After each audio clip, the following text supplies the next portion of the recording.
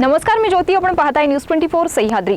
अहमदनगर येथील स्त्री जन्माचं स्वागत करा चळवळीच्या आद्य प्रवर्तक सुप्रसिद्ध नेत्रतज्ञ डॉक्टर सुधा कानकरिया यांना दिल्ली सरकारच्या राष्ट्रीय एकता पुरस्काराने सन्मानित करण्यात आलं. कमिशन गव्हर्नमेंट ऑफ एनसीपीचे अध्यक्ष जगदीश यादव यांच्या हस्ते त्यांचा सन्मान करण्यात आला. प्रमुख पाहुणे म्हणून कमिशन सदस्य भरत झा, समन्वयक अनुप चावला यावेळी उपस्थित होते. हा समारंभ दिल्ली येथील कॉन्स्टिट्यूशन क्लब ऑफ इंडिया येथे संपन्न झाला. स्वातंत्र्याचा अमृत महोत्सव साजरा करत असताना देशातील विविध क्षेत्रात महत्त्वपूर्ण योगदान देणाऱ्या व्यक्ती व संस्थांचा इथे सन्मान करण्यात आला.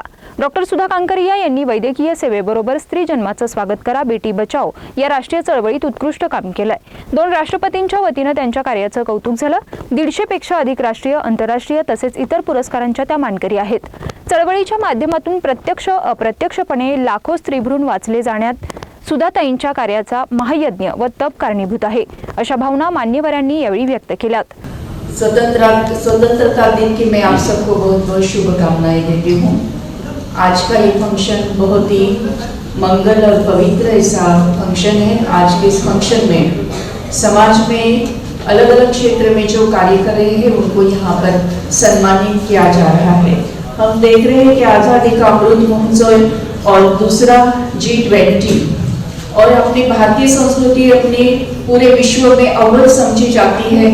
भारतीय संस्कृति ने हमें सत्य, अहिंसा, अपरिग्रह, दया, क्षमा, शांति, समता, ममता, बंधुता ये हमें सिखाया है और सिखाया है, एकता सिखाई है.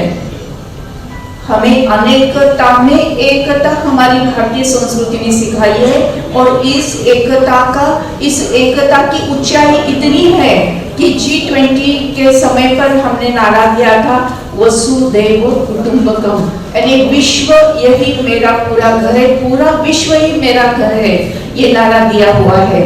और दूसरी तरफ थोड़े सा मुझे आज मैं चिंतन यहाँ कर रही हूँ कि गए 40 इयर्स से मैं बेटी बचाओ इस क्षेत्र में कार्य कर रही हूँ कि बेटी नहीं तो बहू कहाँ से लाओगे. अगर आज बेटी नहीं रहेगी तो कल बहू कहाँ से हम लाने वाले हैं. अगर बहू नहीं होगी तो कल की माता नहीं होगी, कल की माता नहीं होगी तो कल के बेटा और बेटी भी नहीं होगी. इसका मतलब इंसान ही नहीं होगा. इंसान नहीं होगा, इंसानियतता भी नहीं होगी. फिर जिस विश्व में इंसान ही नहीं और जिस विश्व में इंसानियतता ही नहीं वो विश्व भी नहीं रहेगा. और इसीलिए हमें आत्म परीक्षण करने की आवश्यकता है, आत्मचिंतन करने की आवश्यकता है और बेटी को बचाने की, पढ़ाने की बहुत बहुत आवश्यकता है. गए 40 साल से मैं इस क्षेत्र में कार्य कर रही हूँ और एक खास मैं आपसे निवेदन करना चाहती हूँ कि अपने हर घर में शादियां तो होती रहती हैं. हम तो जानते हैं कि शादियों में न दहेज देना है न लेना है, लेकिन साथ साथ में और भी एक संस्कार उसमें हम ऐड करेंगे और वो संस्कार है 8वां फेरा बेटी बचाओ का. जैसे हम 7 फेरे लेते हैं शादियों में, क्या होता है वो तो पति और पत्नी एक दूसरे को वचन देते हैं, प्रतिज्ञा करते हैं अपने जीवन के लिए, परिवार के जीवन के लिए, समाज के जीवन के लिए और एक मानवता के जीवन के लिए. ऐसा ही और एक वचन और एक प्रतिज्ञा हमें जोड़नी है.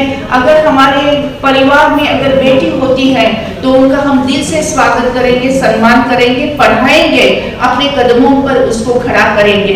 तो यही हमने सोचना चाहिए. बेटी को बचाना है, बेटी को पढ़ाना है और अगर बेटी पढ़ी तो देश आगे जाएगा.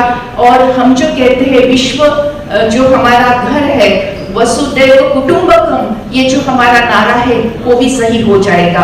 आजादी का अमृत महोत्सव हम मना रहे हैं. हर घर में अमृत आना चाहिए. अमृत यानी जीवन दान होनी चाहिए और ये जीवन दान करने का संकल्प आज हम करते हैं. एकता पुरस्कार जिनको प्राप्त हुआ है सबको मैं दिल से अभिनंदन करती हूँ और खास थैंक्स कहती हूँ OBC commission government of NCT of Delhi की, जिन्होंने इंडियन इंडिपेंडेंस डे के ओकेजन पर हम सबको यहाँ पर सम्मानित किया. और ये किताबें भी मैं आप सबको भेंट कर रही हूँ. बेटी नहीं तो बहू कहाँ से लाओगे. या बातमीत इथेच थांबूयात. मात्र तुम्ही पाहत राहा न्यूज 24 सह्याद्री.